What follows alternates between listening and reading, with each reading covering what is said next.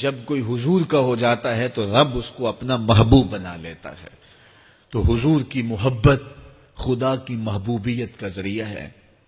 اس لیے ہمیں حضور کا پیار اپنی روحوں میں موجزن کرنا ہے، حضور کی محبت اپنی روحوں میں اتارنی ہے، اور محبت اپنے تمام تر تقاضوں کے ساتھ جب روح پذیر ہوگی تو پھر ہمارا انداز زندگی بھی سنور جائے گا، ہماری آخرت بھی سنور جائے گی. محبت کے من جملہ تقاضوں میں سے سب سے بڑا تقاضا محبوب کی اطاعت ہے کہ بندہ جس سے پیار کرتا ہے اس کی بات مانتا ہے. یہ ہے دعوی محبت کا ثبوت، اس کی دلیل.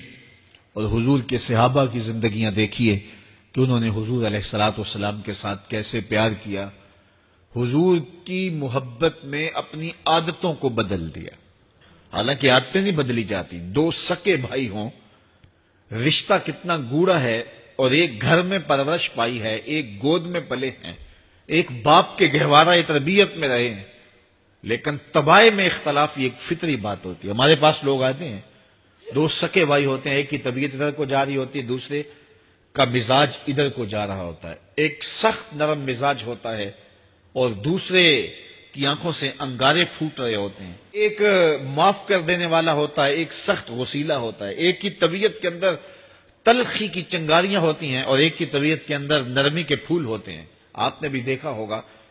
تو یہ ایسا ہوتا ہے. اب اسی طرح کھانے پینے کی چیزوں میں طبائع کا اختلاف یہ فطری بات ہے. ایک کو ایک چیز پسند ہوتی ہے، دوسرے کو وہ چیز پسند نہیں ہوتی ہے. بعض اوقات ماں کو مسئلہ ہوتا ہے کہ یہ چیز اگر میں تیار کرتی ہوں تو میرا دوسرا بیٹا نہیں کھاتا، تو اس کے لیے بعد سے الگ سے کوئی چیز تیار کرنی پڑتی ہے کہ اس کی ڈیمانڈ یہ ہے اور میرے اس بیٹے کی ڈیمانڈ یہ ہے.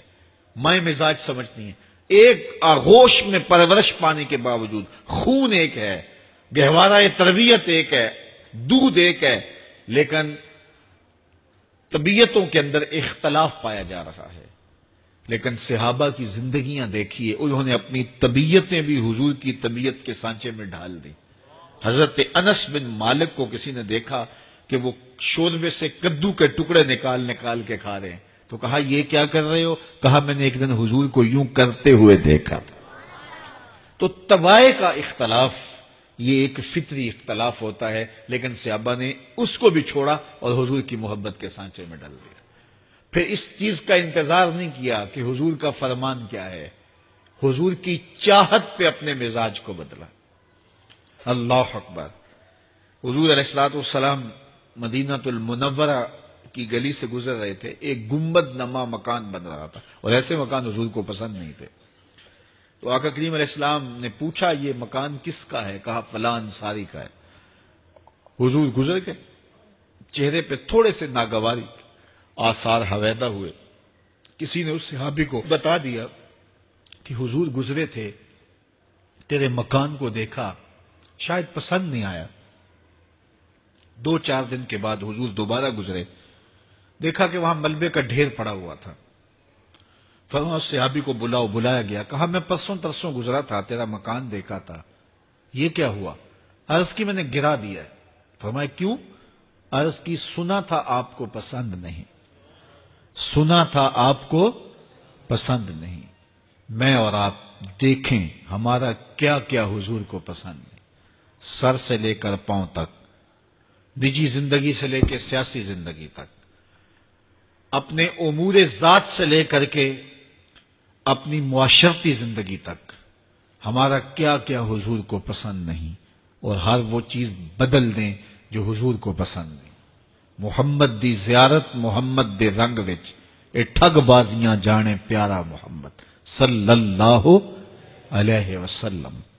میرے شیخ کامل کا ایک شعر ہے، اور وہ شعر اتنا وزنی ہے کہ اگر میرے پاس جواہر لال موتی ہوں اور میں ایک پلڑے میں ڈال دوں اور ایک پلڑے میں یہ شعر رکھ دوں تو یہ شعر پھر بھی بھاری ہوگا. یاری لا تو پاک نبی سنگ، اے پر پوری یاری، پھر درود قبول ہے تیرا لکھ نہ لوں ایک واری. 1.25 لاکھ مرتبہ درود پڑھنا ایک طرف، اور ایک دفعہ حضور کی ذات پہ درود پڑھنا، ان کی محبت کے سانچے میں یوں ڈھل کر کے جو وہ کہتے ہیں وہ میری زندگی کا عمل ہے، یہ اس سے وزنی ہے، یہ اس سے بھاری ہے.